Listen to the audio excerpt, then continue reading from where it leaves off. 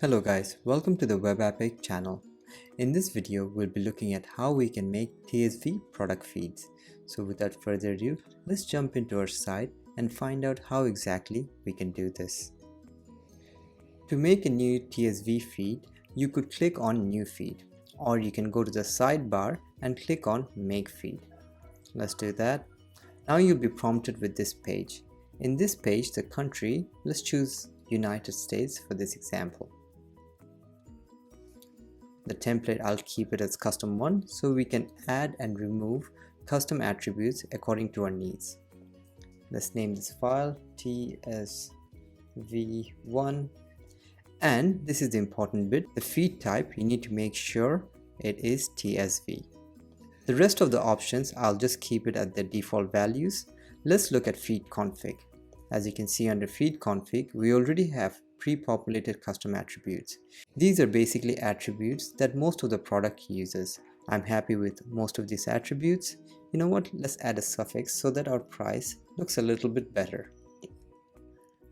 Everything looks great. Let's update and generate feed, and let's see what the feed file looks like. Okay, our feed file is ready. There you go, TSV. Let's download it and have a look.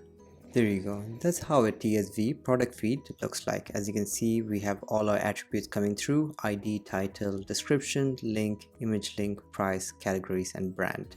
Some of our items does not have the description, and we can see that brand is not configured with any of our products. Now let's go back and make some changes to our feed file and see how it's reflected across in our feed. Now let's make some changes to our feed file. Let's scroll all the way down, find TSV1. Let's look at the feed config.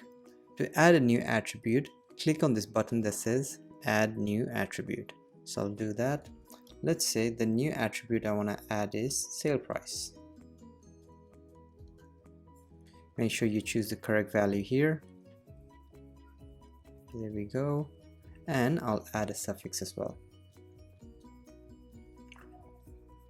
Let me rearrange this so that it looks a little bit better and it shows up right after the price.